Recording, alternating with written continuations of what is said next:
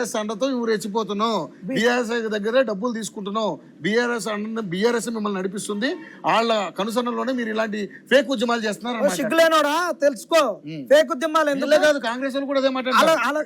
ఈయన ఏడ గెలిచిండు, ఈయన కాంగ్రెస్ దాంట్లో టికెట్ మీనే కదా. ఈ సెగ్గి తప్పినోడికి మరి ఈయన మొగోడు నేను గెలిపించినప్పుడు నేను గెలిపించిన అంటాడు కదా, ఎమ్మెల్యేలను గెలిపిస్తుంది కాంగ్రెస్ ఈయన గెలిపించిన అన్నాడు.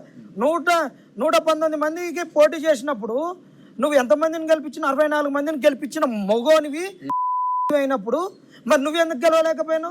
మరి కాంగ్రెస్ టికెట్ చుట్టూ నువ్వెందుకు ఎంపర్లాడినావు? అందరిది నాదే అనుకుంటావు, మొత్తం నేనే అనుకుంటావు. ఇది నీ మూర్ఖత్వం. నువ్వు తెలుసుకో, నీ మూర్ఖత్వాన్ని నువ్వు తెలుసుకో ఫస్ట్ బిడ్డ. నీ యొక్క అమాయకత్వాన్ని నువ్వు తెలుసుకో. నీ పిచ్చి కూతలు ఏంటి అనేది, నీ పిచ్చి ప్రలాపాలు అనేటువంటి తెలుసుకో. ఇవి కాంగ్రెస్ వాళ్ళు అడ్డమైన జీవోలు తెచ్చారు, అడ్డంగా పరీక్షలు పెట్టారు. బీఆర్ఎస్ వాళ్ళు పెట్టిరని నువ్వు రెచ్చగొట్టిన వారని ఆయన ఈ డబ్బులు పంపించినందుకు మిమ్మల్ని విమర్శించాడు ఆయన, అవునా? అవును, చెప్తామన్నా వీటన్నిటికి సమాధానం. డబ్బులు ఎందుకు పంపించాడు విమర్శించాడు కదా. నిజంగా చెప్పాలంటే మరి ఒక రకంగా ఆయన ఎమ్మెల్సీగా ఏది హుజూరాబాద్ లోనో హుజూర్ నగర్ లో నిలబడినప్పుడు మరి చాలా మంది ఆంధ్ర నుంచి కూడా 500, 200, 300 పంపించిన సందర్భాలు కూడా ఉన్నాయి. మరి ఇది అందులో తప్పేం లేదే. ఆయన అడగొచ్చు, మీరు అడగకూడదా? ఆయన చాయ్ పైసలు అన్నాడన్నా, అక్కడ పైసలు లేవన్నా, 10 రూపాయలు చాయ్ పైసలు అన్నా, ఫోన్ పే ఉందన్నా, కొట్టురాని నువ్వు అడిగిన రోజులు ఎడిపోయినాయి. ఇవాళ మేము మా సొంతానికి అడగట్లేం, కేసులకు అడుగుతున్నాం. ఇచ్చిన పైసలకు ప్రెస్ క్లబ్ లో ప్రెస్ మీట్ పెట్టినవా లేదా, వచ్చినవా లేదా?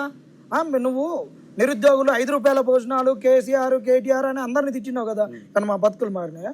5 రూపాయల భోజనాలు కాకుండా బిర్యానీలు తింటున్నావా? ఉద్యోగాలు వచ్చినాయా? ఏం మారినాయా మా బతుకులు? నువ్వు వేసిన కేక్ నువ్వు వచ్చి తిరిగితే కదరా నాయన నీకు తెలిసేది. ఈ కేసులు ఎన్ని కేసులు ఉన్నాయి, ఎన్ని లిటిగేషన్స్ ఉన్నాయి, ఈ నోటిఫికేషన్ల పరిస్థితి ఏంది, ఉద్యోగాలు ఎక్కడ ఆగినాయి, ఈ ప్రైవేట్ సెక్టార్లలో ఈ ఉద్యోగాలు రాకుండా ఎట్టున్నాయి ఏందనే నీకు సోయి ఉంటే కదా. ఏది లేకుండా ఉట్టిగా ఒకటి గిట్ట పట్టుకోని క్లిప్పు పట్టుకోని అది మరి ఆ పంపినోడు ఎవడు సిగ్గులేనోడు మరి ఇవి కూడా పంపాలి కదా. వాడు ఎవరినో కోవర్టు నిలబెట్టి చేసినావు కదా, మరి ఆయనకు సిగ్గు లేదా? అరే రాకేష్ రెడ్డి అన్న 3000 ఇచ్చిండు, పాపం పోరగాళ్ళు సస్తున్నారు స్పోర్ట్స్ కోటా గురించి.